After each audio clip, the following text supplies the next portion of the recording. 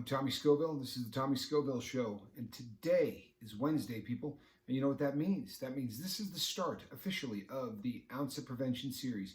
This is about teaching parents how to raise drug-free kids in the world that we're in today. So, brief introduction on why this is important. There are a lot of parents out there that believe they have a pretty good handle on this with or without anybody's help. If that's the case, or if that's not the case, there's a few things that I would like to bring to your attention. First off, just as a quick example, have you ever heard of furanone dihydro, or FDH? I'm guessing probably not. I could do this all day. I could name one alphabet drug after another that your children can buy online without producing any form of ID. All they need is a debit card. And the United States government will do absolutely nothing from stopping your child from buying these drugs online, oftentimes from China, because technically these drugs are not illegal. I'll use one as an example. That would be the furanone dihydro. This is a knockoff version of GHB. If that sounds familiar to you, it's often referred to as one of the date rape drugs. It's also a drug that famously did some real damage to River Phoenix in part of his drug overdose that killed him. Wasn't the only drug he was on, but he had a lot of it in his system. It was a GHB, or gamma hydroxybutyrate, was a party drug in the 90s into the early 2000s, very popular in the club scene. Usually comes either in liquid or powder form, and you mix it in with anything you're drinking, or you can just take it straight, although it's super foul tasting. And it gives you a very, it's sort of like a trippy kind of a thing, if you know what I'm talking about, if you've done drugs. There are drugs that get you high, and then there are drugs that affect the brain so much that you literally almost take a trip. The original trippy drug, obviously, at least on the market, was LSD, hugely popular drug, acid. This is obviously not nearly that strong a psychoactive drug, I mean gamma hydroxybutyrate, but as opposed to going up like ecstasy or a lot of the other drugs that sort of take you on that trippy ride, this one takes you down. So it's more like a sedative, but one that really does a tremendous amount of effect to the brain in terms of concentration, distinguishing reality from non-reality, that kind of a thing. So this FDH, furanone dihydro, is sold under name brands like Verve, Party. There's all these different names for it. It's all the same stuff, but no problem whatsoever for your child buying it. And then about $16 will get you a quart, 32 ounces, which is about 32 doses, depending on how strong the person makes their buzz. Let's call it 16 doses if you really want to get wrecked. But $1 a dose, I promise you this is something that your child is going to have access to at some point in their life, because if they don't buy it, someone else is gonna. The world that your kids live in right now is not the world we lived in. You've probably heard about people who smoke spice, right? Spice is a term that sort of morphed from spice into what people now call K2. But it was all, the theory was that this was a synthetic marijuana. Now, if you're a parent, you can say, synthetic marijuana, it's weed, it's just synthetic version of it, it's not that bad. I'm gonna tell you something, it ain't synthetic weed, not in any way, shape, or form. If you really want to take a look at K2 and what it is, it really is more of a knockoff of PCP. Having been in the prison system, Elwood could probably back this up as well, but having been in the prison system, this is the easiest drug in the entire world to smuggle into prison. What the convict does is someone on the street takes a piece of paper. They take K2, which really comes in a powder form.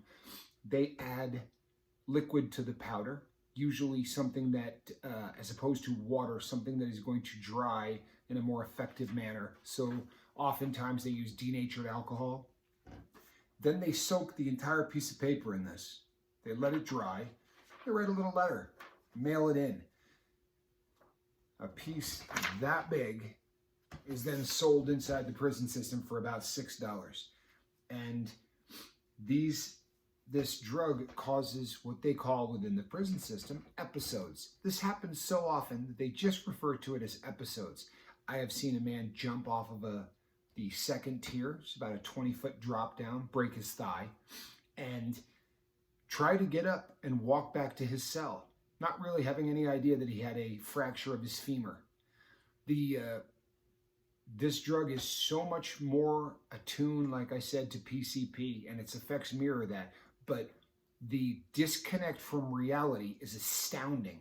I have seen horror stories, and maybe one day we will talk specifically about that. The point I'm making is this: don't think you have a handle on the drugs that are going around on the planet, because you don't. You really don't. I don't, and I study it every day. This is something I read about daily. And you know how I know I don't have a handle? Because I can list 15 drugs I've never tried. That's astounding, because up until, very recently, if you think about for how long I've been on this planet, up until very recently, I tried every single drug I could get my hands on.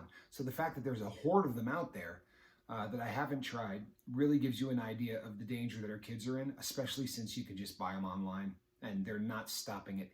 If you think they are, you're wrong. Prior to going to prison the last time, I was ordering a drug called alpha PVP. At least that's the name, Brad. And what this was a designer version of methamphetamine.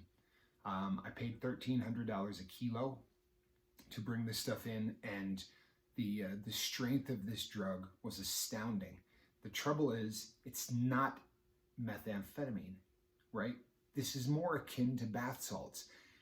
Bath salts, by the way, is a term that covers a whole host of drugs that are just designer knockoffs. So you give me a chemical and then go into the lab and try to make that chemical using other things to get the exact same effect.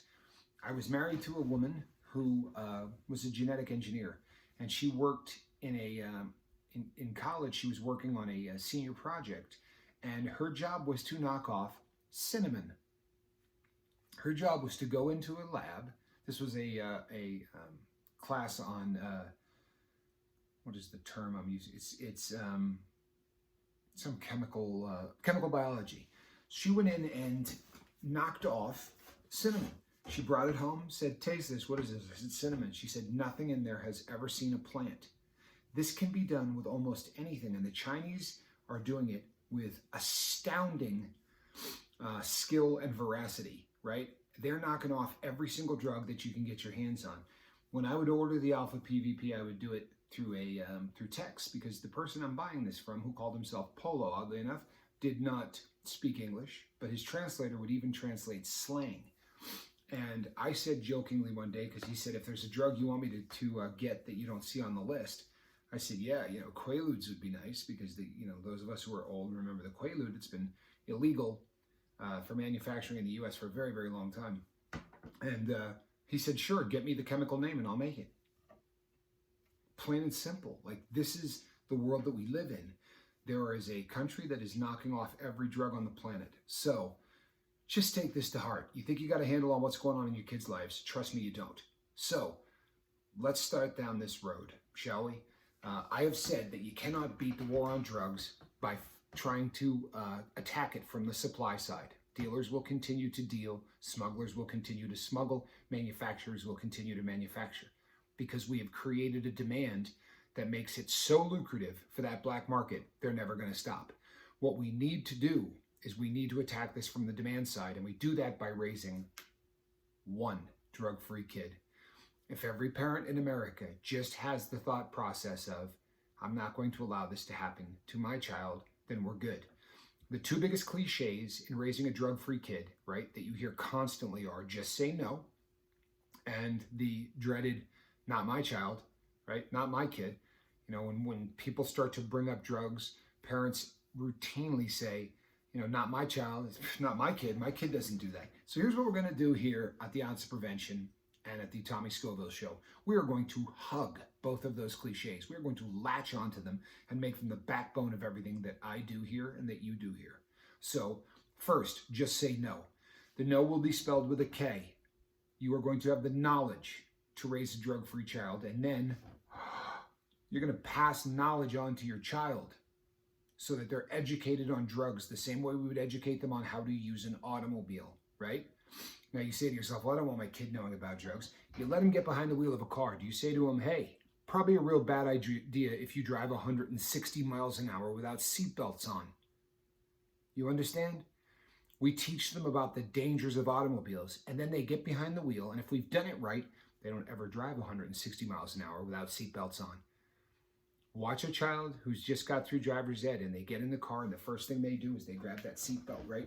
And they put it on and their hands are at 10 and 2 and we trust them, right? With one of the most dangerous pieces of equipment on the planet. And we go as they drive out the driveway. When I say we trust the kids that they're going to make good decisions, I'm not saying that they're only going to do little amounts of cocaine.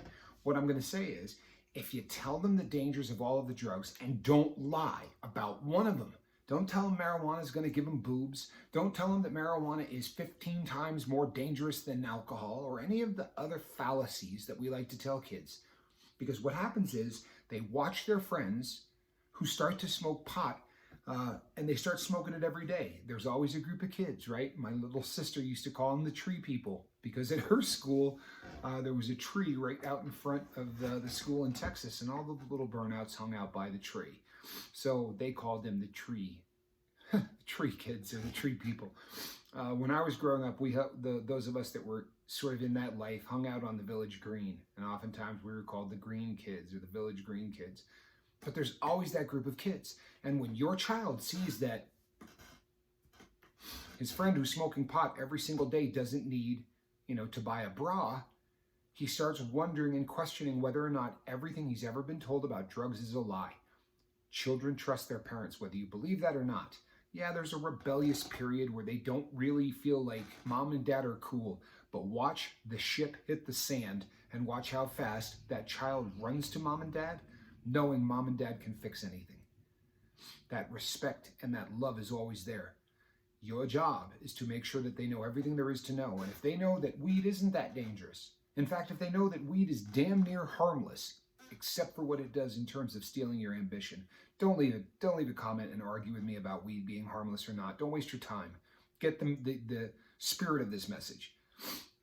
Truthfully, if you start smoking weed at the age of 12 and you smoke it all the way up to the age of 18, there have been some really amazing studies done very recently that says that IQ points drop. They can drop as much as 9 points. That may not sound like a lot to you. If it doesn't, you don't understand the IQ process. The IQ doesn't say how smart you are. Never has. The IQ says, this is a cup.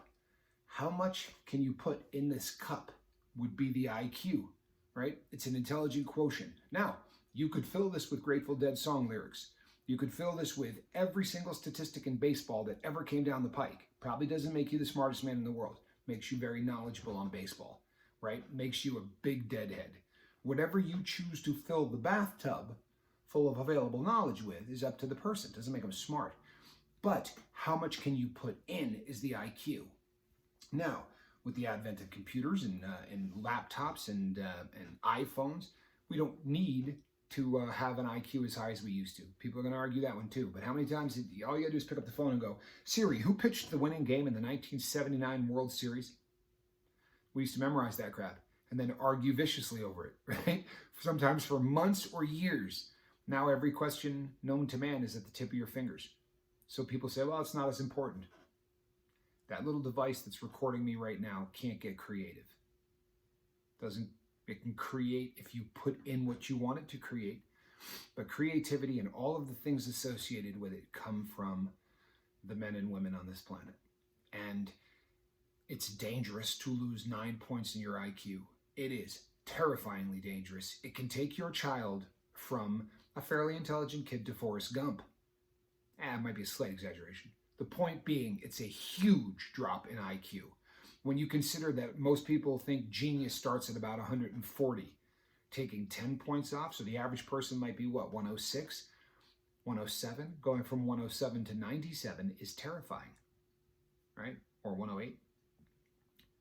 So we really have a road in front of us that is super important in terms of raising a drug-free child. So if we tell them that marijuana is not the most dangerous substance in the world and they see that what we tell them is the truth, when someone says, hey, you want to try meth? They're going to go, oh man, that's the drug that does X, Y, and Z. They may even say to the child offering it, do you know what that does to your brain chemistry? Have you ever seen the brain of someone who's been on methamphetamine for years after they're dead? Because at an autopsy, and you can Google this, people, just take a look at it, the brain of someone who has been doing meth for decades, it looks like a worm has tunneled through it. It literally leaves holes in the brain. We're going to go over all of these drugs one at a time, right? And we're going to talk about them. But the importance of what I'm teaching you people and what I want you to teach your kids is that it all starts with knowledge, and it all starts with a level of trust. We're going to teach you to trust your kids. We're going to teach your kids to trust you. And that's going to work. Think I'm crazy? Give me a little time, because I promise you every other method out there ain't working. You got nothing to lose taking this trip with me, because nothing else is working. Point to something that is. I'll study it. But I've looked at them all, people. They've kicked DARE out of schools. It doesn't work. So just say no. We're going to spell it with a K. You with me? Excellent. The next cliche is not my kid. And what this means is, nah, man, your kid might have done this because I'm a great parent. You know, you weren't doing such a good job raising your kids. So maybe your kid's smoking a little weed, but not my kid. Okay, we're going to stick with that cliche. I like it. I like not my kid. Here's the difference. When we say it here at the Tommy Scoville Show and at the Ounce of Prevention, we grit our teeth before we say it. We sort of affect a Clint Eastwood effect to the same statement, right? First we said just say no, as in we're going to know what's going on, not no, right? Okay, the second is not my kid. You see the difference, right? Not my kid, I have buried my head deep in the sand. No, not my kid, as in not on my watch. It's not happening here. The war on drugs might get lost, but it ain't getting lost in my house. Not my kid. You understand? Please tell me you understand. That is the basis of what we're doing here. It's not going to be your kid. I hate to say this, but is it really important if the war on drugs is lost, if it isn't lost in your house? Be honest. It's not. Now, if every single person had that attitude, if every single person said, not my kid, go ahead and do what you do in the world, but it ain't happening here. It goes, right? And that domino effect goes across the entire country, right? Across the entire country.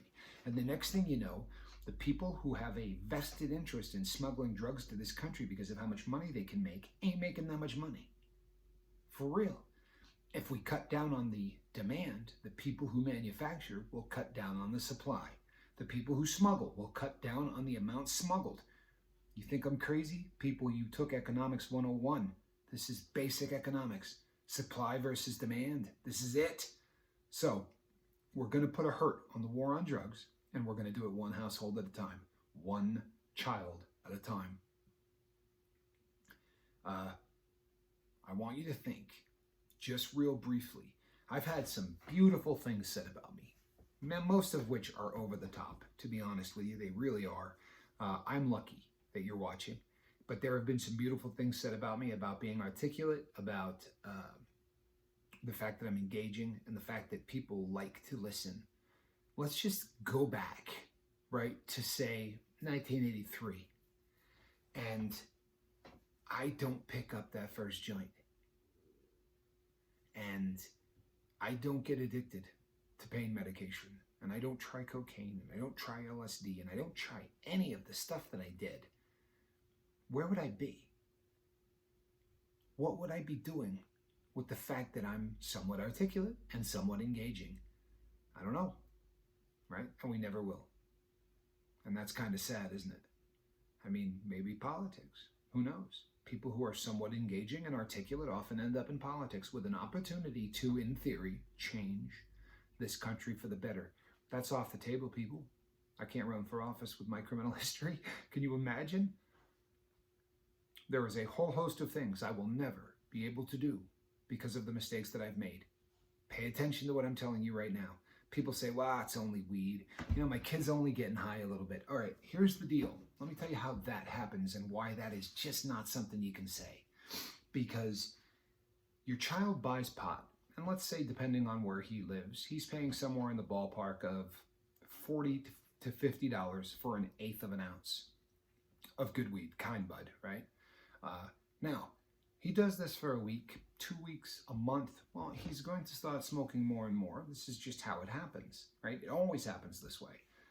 And he gets his friends high, which means that the supply continues to get smaller and smaller, and the group of friends gets bigger and bigger. And the next thing you know, this habit is closer to $50 a day, and that gets to be overwhelming. So someone in the crowd, let's say this time it's your child, has the connection.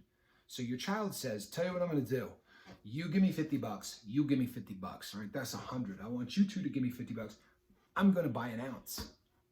Now, your child picks up an ounce, right? So he's got 8/8 that he's got. But instead of paying $50 for 8 of them, right? He's picking up the ounce for, say, $300 or $275. So your child gets that cheaper amount, and now he can smoke for free. That's all he's doing, right? He's not a drug dealer. He's just smoking for free. Okay, let me tell you how it works now in the United States of America, and do not doubt me on this. Elwood can back me up, and he will when I have him on. We have a neat thing now called ghost dope.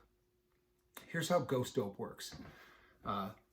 Your child is doing this. He's getting his friends high. He's doing this and that. And then, right, his friend, we'll call him Corey. Since Corey ratted on me, we'll call him Corey. Corey gets caught by the police. He's driving too fast. They pull him over. He smells like weed. They search the car, and they find an eighth of pot. And they get Corey in a little room, and they say, hey, you're under arrest. You know what? And you're looking at prison time, because this is what they do. A cop can legally lie to anybody they question. You want your parents called in on this? You want to go to prison? You want to do all that? Or do you want to tell me where you got this? They say, I got it from your kid, right? They tell on your son. And they say, oh, you got it from him? Well, how often do you buy it from him? I buy it twice a week. Twice a week he gets me an eighth. How long you been doing that? I don't know, since sophomore year, so I guess that's 2 years. So 2/8 a week, that's a 1/4 ounce a week, and you've been doing that for 104 weeks. They will multiply that amount by 104 weeks, and the next thing you know, your kid has sold enough ghost dope to make this a federal offense, and the federal government is going to call him a dealer. Think I'm kidding? I had a person I was in a cell with, right, from Massachusetts. This gentleman went to prison for selling over 500 grams of methamphetamine. Never got caught selling 500 grams of methamphetamine. Never got caught selling anything. He drove a friend of his to adult probation, and they came out to search the car, which apparently they do always. Well, it's not even his car, but they come out, they search it, and under his seat, not the driver's seat, who was my cellmate, but under the passenger seat, they find an ounce. Well, the guy in there says, not immediately, but as they start threatening big time, you're already on probation. This is up in the ante. You're going to go to prison for yeah. He says, I got it from Nick. So they do the math, and it comes out to way over 500 grams. So Nick gets charged with selling more than a pound of methamphetamines, which makes it a federal offense. Nick says, I never sold anything. You didn't catch me with anything. I'm not pleading guilty. This is the stupidest thing ever. You never even caught me selling. All you got is a guy that says he sold to me. 23 years in prison. If he had taken the deal, which almost everybody does because they understand what might happen, but if he had taken the deal, he could have been out in 6. He didn't take the deal. 23 years. 23 years, people. That's a life. Believe it. It's a life, right? Take this from someone who has spent thousands of days in a prison cell. 23 years is life. I don't care when you get it.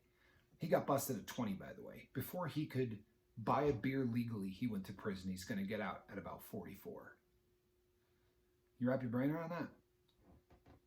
What the life that your child is starting to go down, the threat where your child can end up, it's way bigger than just a little weed. Do you get it? He could be a drug dealer. And then let's say your child is super articulate. Let's say your child is super engaging. What will he not be able to do for the rest of his life? What's off the table? Doctor? Lawyer? What? There are states you can be a lawyer in even if you have a felony. There are states you can't. There are No states, to the best of my knowledge, that will allow you to be a doctor if you have a felony of that sort. I mean, you got a DWI, you might be able to pull it off, but we're talking about a very serious threat to your child. Do you understand this? Now, this video is going to run a little bit longer, people. I hope you hang for it, because this is your child's life. And if you're not hanging for it, how much time do you put in with the Kardashians? For real. We need to start taking serious looks at our priorities, because if keeping up with the Kardashians is something you can spend 4 hours a week doing, then you maybe want to spend a little bit more time raising a drug-free child. Not my kid. You get it? There's nothing in your life more important than what we're talking about right now. So, going forward, we are going to spell this out for you, step by step by step.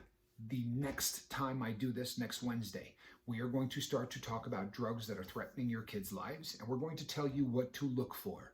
We're going to tell you every single thing you need to know for that particular drug. And again, I don't want you to think, I know how to tell if a guy's on weed. I know how to tell if a guy's on coke. That's not what I'm talking about, right? How's this one, just for an example? Take your tinfoil, roll it out as nicely as you can, and take a black magic marker and put a line on it at exactly 3 feet. And then very carefully roll that tinfoil back up and put it back in the pantry. If a week later you're missing 1.5 feet of tinfoil, your child's on drugs. And I don't care what line of crap they feed you for what they needed that tinfoil for. 1.5 feet of tinfoil was disappearing, your kid's on drugs. Do you understand? And we will go over every single one of those things. Like I said before, if your kid's smoking crack, there's going to be telltale signs. The metal from the chore boy cannot be controlled. Pieces of it are going to end up all over the place. It's just the way it is. If your child is on heroin, there's something else. So starting next Wednesday, we are going to talk about the very first drug that we're going to go over. I am going to knock it out in a 25-minute period of time, but it's going to be everything you need to know to tell if your kid is on that drug. Do you understand? And we're going to go over what to do if you find out that your child is on that drug. Because if your child is on methamphetamine, what you're going to do is different than if your child is on weed. There are different things that need to be done depending on what the drug is. Nothing I do on this planet is going to be more important than these Wednesdays. Do you understand what I mean? Nothing I am going to do in my life is going to be more important than what I am doing each and every one of these Wednesdays. And let me be really arrogant just for a moment and say, nothing that you do is going to be more important than finding out everything you need to find out in order to raise a drug-free kid. Grit your teeth with me, people. Not my kid. Right? Please understand how important this is. I will see you next Wednesday, and we will start this for real. I hope you understand. We started it for real today, people, but I want you to understand the importance of what it is we're doing. I would love to bust out 2-hour shows. I would. Statistically speaking, none of you are going to watch it. It's just how it is. I mean, I've done the research. You're not going to hang for it. So we're going to try to keep them under a half an hour. 25 would be, the goal. So here's the deal, people. I'm Tommy Scoville. This is the Tommy Scoville Show. This is important. If you dig what I'm doing, please subscribe, right? It helps the show. You really want to help the show, you're going to tell every single parent you've ever met that you think you got a better way. And you're going to bring them here so that they can hear what we have to say, because it's important. There's an old expression, it takes a thief to catch a thief. You want to keep your kids off of drugs? Don't listen to a college professor, listen to a junkie. Sorry, but that's the truth. So, invite some people here. Please subscribe. Tell everybody you know about this. And be nice to one another. A lot of negativity floating around, and I, for one, am tired of it. My name is Tommy Scoville. This is the Tommy Scoville Show. Thank you so much, people. I'm lucky.